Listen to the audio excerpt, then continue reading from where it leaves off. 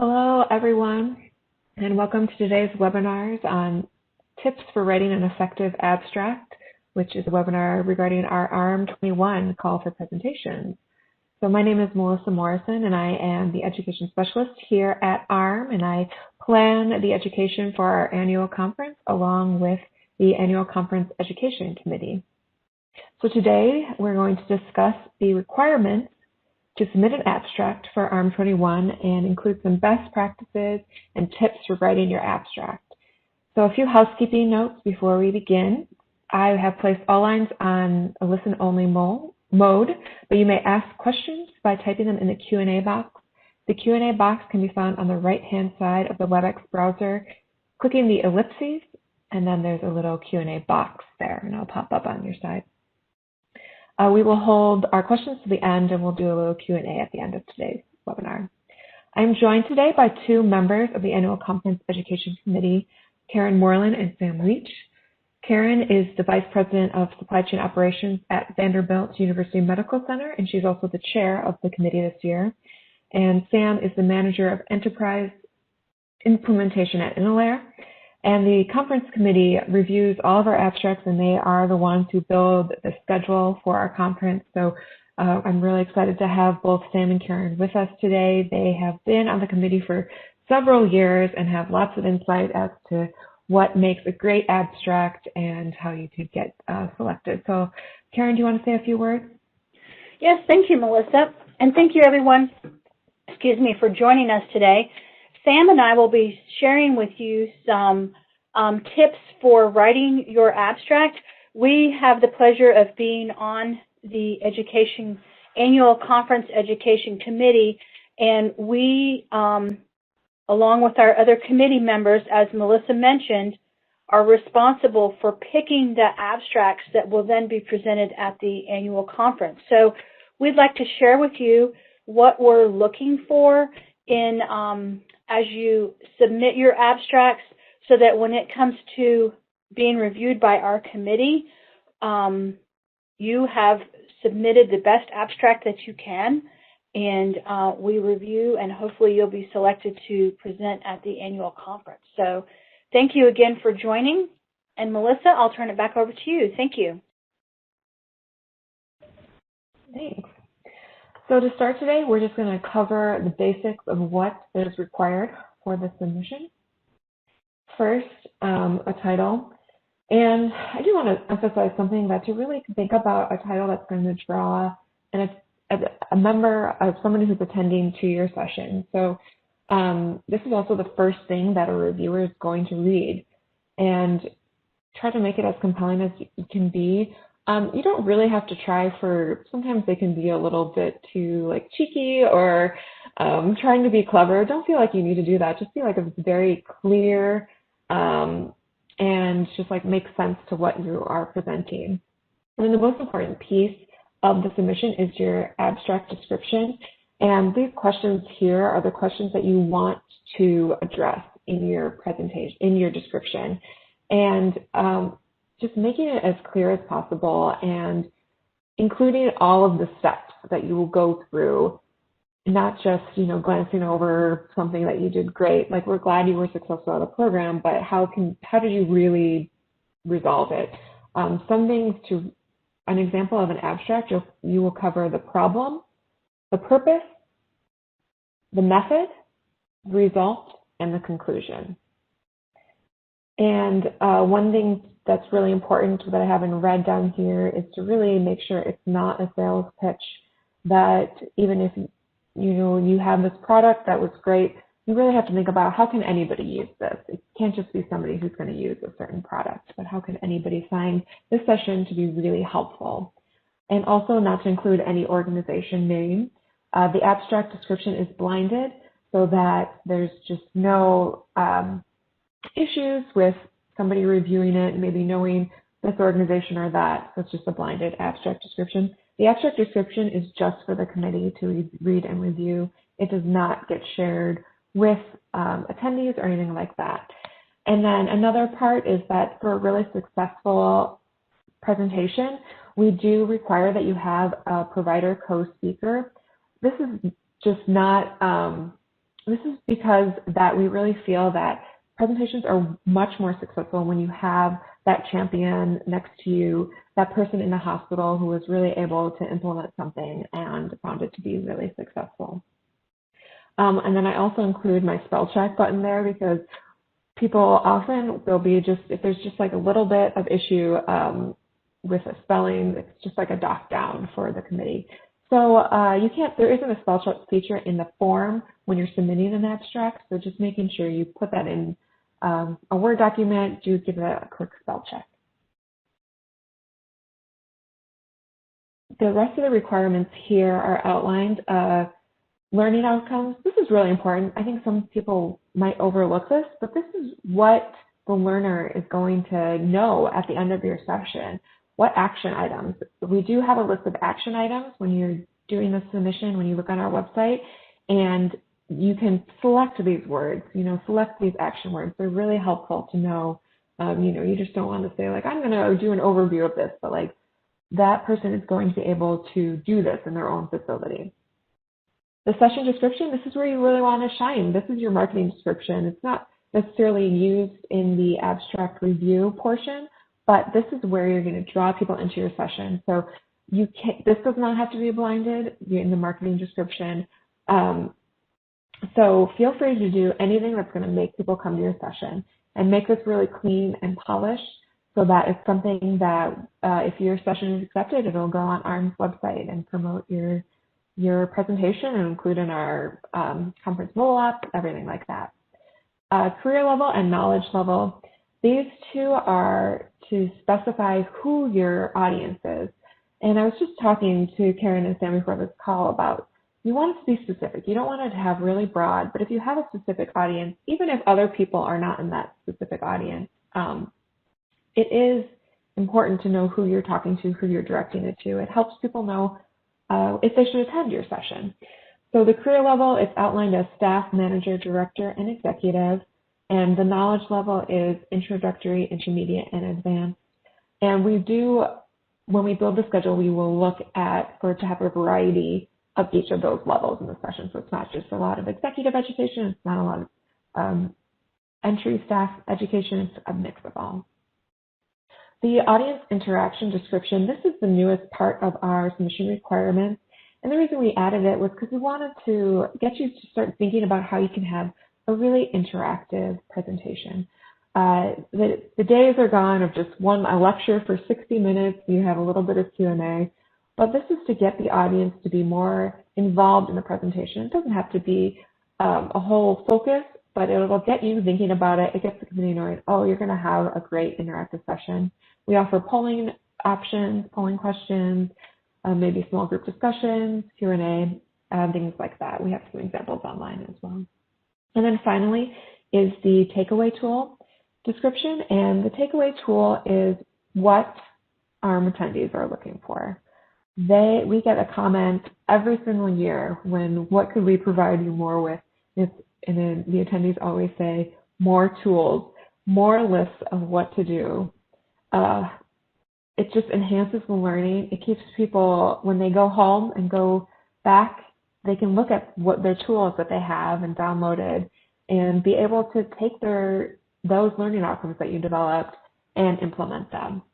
So some examples of this can be a spreadsheet, just even a summary of your session, a checklist of how to, and the committee does review these to ensure that you have a great tool that goes along with your presentation.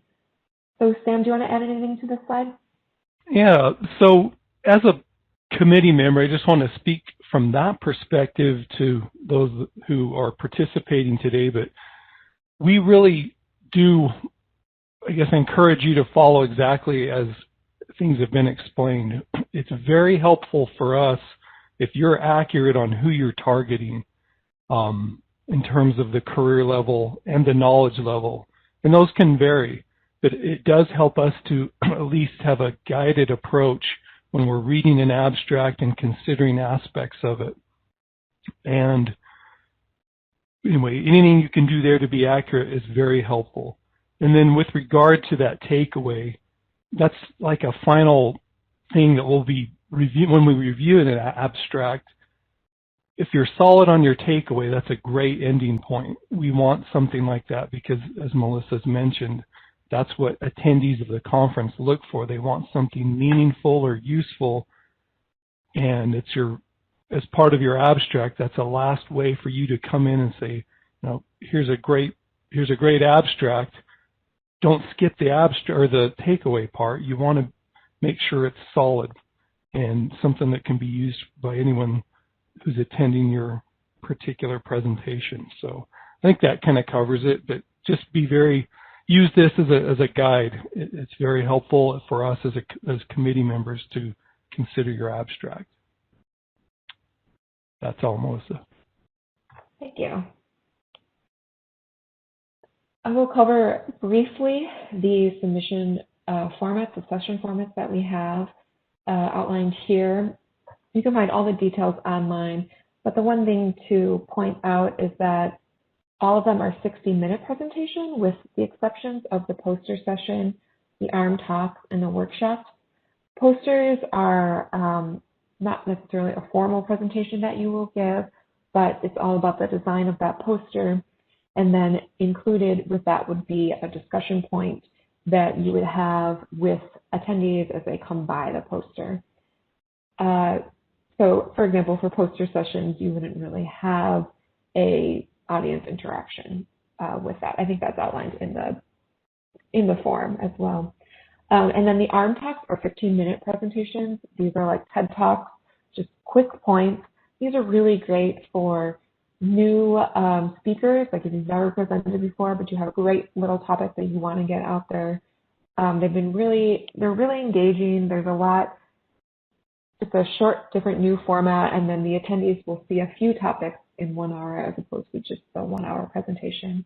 And the workshops, these will be new for 2021, and it's more interactive, a lot more hands-on, and we will offer those as a 60-minute presentation or a 120-minute, so a 2-hour workshop. So if there's like a great project that you've been working on and you want to bring a group of people together to really work towards this project with some outcomes, this is a great example.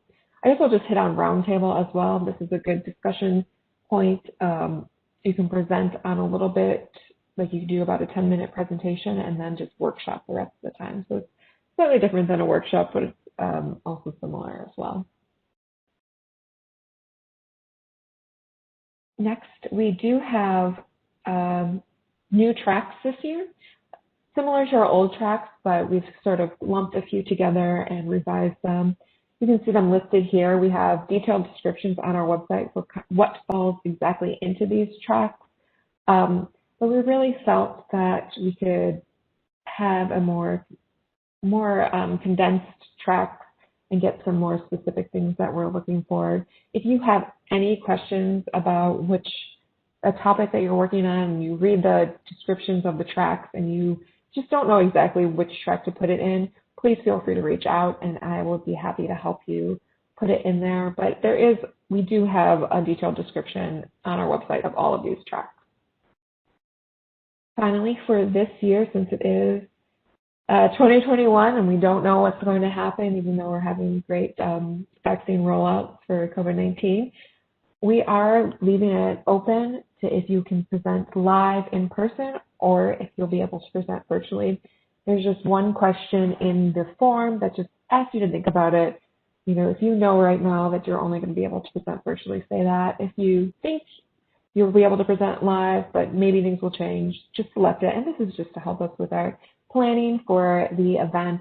And we just really want to make sure that if you have a great presentation and you can't travel this year, know that you are going to be able to present it in a virtual format.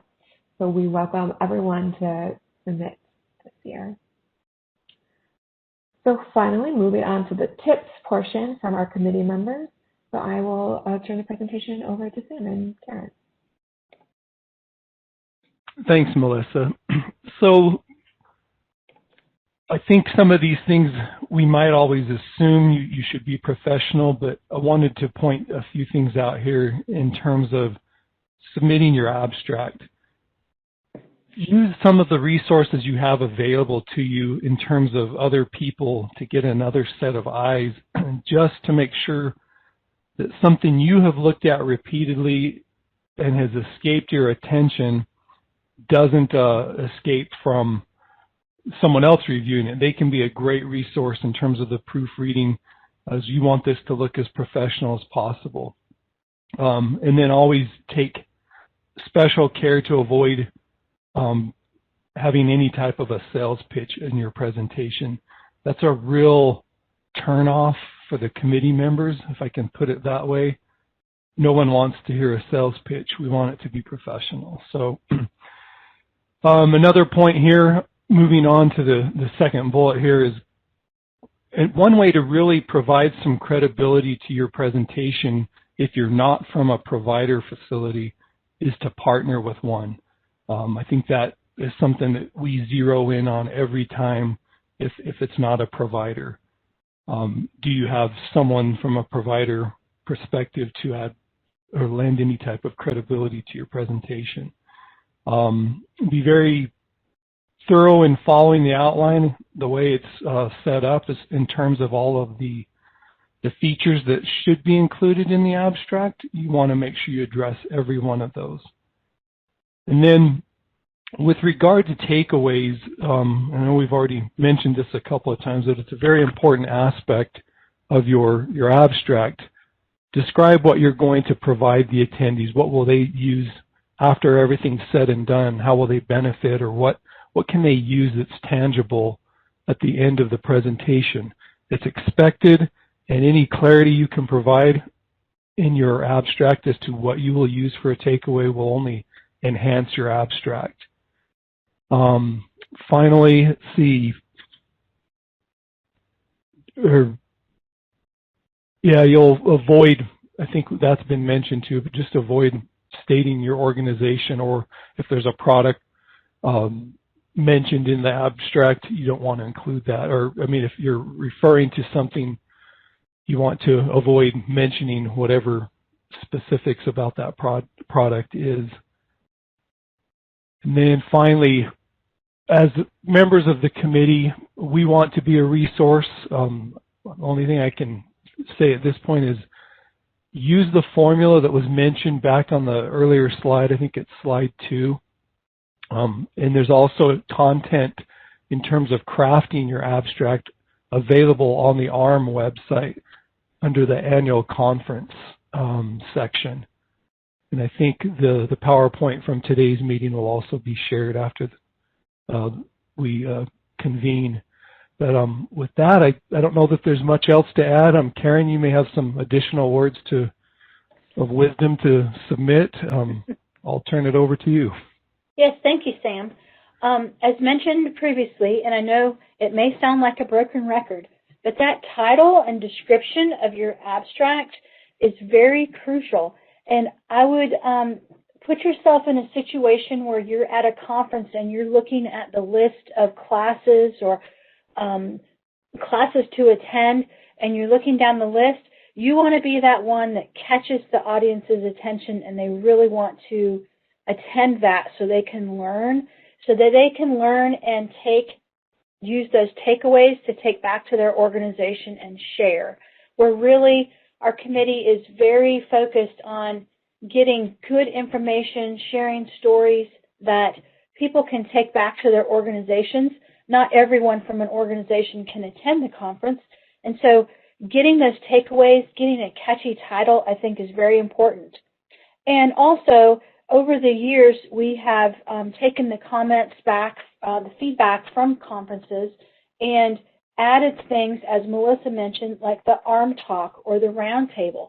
So if you have something to share and you don't believe it's going to take up a whole 60-minute session, then I would suggest putting in for an AHRMM talk, something that you can quickly share with people, 15, 20-minute session that really might boost someone's education or their morale in the context of our organization, and then, again, take that back to people at their organization. So, Melissa, I'm not quite sure how you'd like to wrap this up, but I feel like from this webinar we've got interest in people submitting abstracts, and we want everyone to be successful. We know there's a lot of great ideas out there and experiences that we really do need to share with the rest of our members.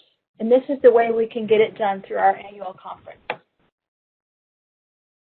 Yeah, absolutely. That's really great. Karen, you're right. We want the best information and best practices shared out there. So we'll end today. We have 10 minutes for Q&A, and then we do have questions that have come in. So the first question is, how do you feel about submitting an abstract on a subject, in our case, a case study that we have already presented on at a past AHRMM conference?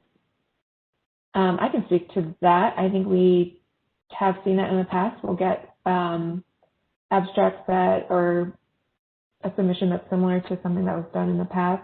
And as long as you have new relevant updates, we'll welcome it. If it's exactly the same, we would not accept it if it's something that's been presented. So if it's something new and updated, yes. I mean, even if you will cover some of what you initially covered, but there's just been like great updates. I mean, this past year, lots have changed. Sam and Karen, any insight to that for you? I think those are the key points. We're looking for something new that would add relevancy to a current presentation versus relying on something that's already been done before. I agree. Thank you. Okay, the next question is about the knowledge levels. If we have guidelines specifically around them, for instance, so I'll say no, we don't have any guidelines. For me, the reason we added knowledge level is because staff level or career level doesn't necessarily mean knowledge level. And so it's more on what, like how would you rate your presentation? Like, is it going to be over basic information or is something more advanced? So for instance, somebody may be working in logistics, but they really have no, and they're a manager level or something like that, but they have no knowledge of, these are really horrible examples, I apologize, of value analysis. So they're at the manager level, but really they're going to go to an introductory course on a different type of topic, potentially. So that's why that's there, but I can definitely get a little bit more information on our website about that. Is that pretty much how you guys see it, Sam and Karen? Yeah, I think maybe just one other thing to mention is we get different types of attendees from those that have come multiple times, some that are new in the industry, some are new to their role. So that introductory or intermediate or advanced in terms of the level that someone's at, not necessarily their career, but in their position. So, I mean, is there a bunch of content in your presentation that's expected that they would already know? It's assumed that they would know that, and it's probably going to be advanced. But you don't. If you have something to offer someone that's new in a role, I would say absolutely submit that as an introductory level. But anyway, I don't know if you had anything else to add, Karen. No, I think we use that as a guide to help people decide what session they go to, but it's not any type of a rule that you can only go to these sessions. So I think it's just used as a guide to allow people to make the selection when they go into a seminar. Thanks. And then a question around roundtables. Can you describe more about creating a roundtable? Do you have to line up several leaders, panelists, or just submit a topic? You don't have to. Roundtables, we used to have them as just something that the committee developed, but last year, which now it'll be this year, we will be allowing submissions for them. And the reason is you might have a great topic that you want to have a discussion around that's not a lecture, but it's not something that our committee is going to think of. So one of the requirements for submitting is that to have a list of questions that you will address with the group of attendees. And actually, I didn't mention this before, but Roundtable, it is a limited group of attendees. You aren't going to have a large room of people there that you're speaking to, but it will be grouped. You'll be in specific, there'll be tables in the room so you can break out into groups. And sometimes it's just one person leading it, and sometimes it's multiple people leading it. It's just up to you. So if you have a specific item or anything like that, or a question about a topic, feel free to email it to us and we can get that addressed.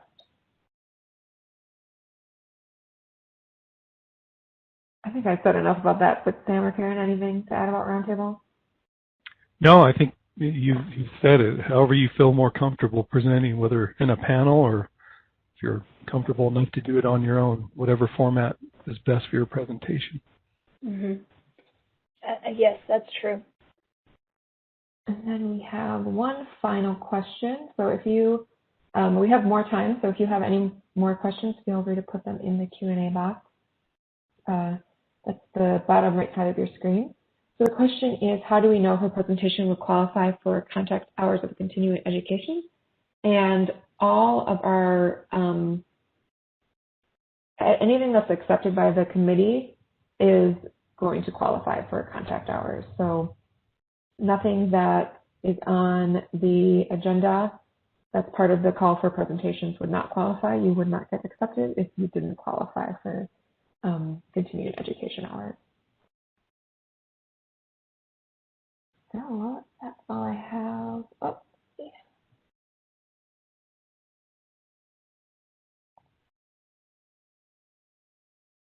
What are some of AHRMM's decision criteria, disease prevalence, for having a large conference versus virtual one? When is your decision date? Okay.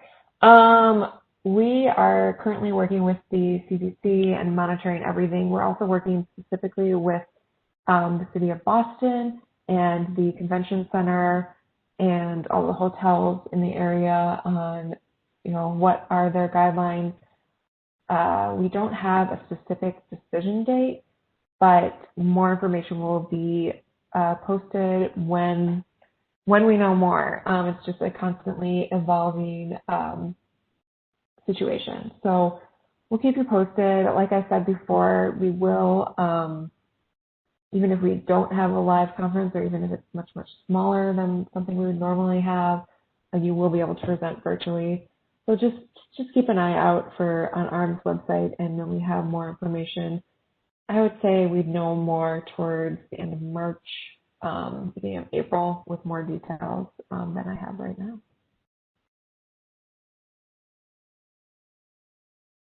Catch everything. I think I got all of the questions. Any final comments? I know, Karen, you kind of already wrapped. Melissa, since that question was asked about the virtual, I do just want to let everyone know, if you weren't able to attend virtually last year, we actually received some very high compliments on a virtual conference. We also experienced that people felt more comfortable in asking questions, perhaps maybe because you weren't in front of a crowd. You could type those questions in the chat box, and then those questions were also, questions and answers were recorded if, and I believe the speakers were answering the questions even after the session. So even though you may think that a virtual conference you're not getting to the audience, you're actually getting to more people. So I will be honest, I was a little skeptical with going virtual last year, but it really turned out to be a very educational conference that I think people had high participation in. So I just wanted to add that about virtual. Thank you. Thank you. Thank you. So with that, I want to thank Karen and Sam for being with us today, and for all of you for joining us today. We will have this recorded on our website in case you want to direct this recording to anybody or review it. If you have any questions, especially if you have anything specific about your presentation or your abstract, feel free to email me directly. My email's on the screen right now. And then Just don't forget to submit by that February 5th deadline, and have a really great day. Enjoy.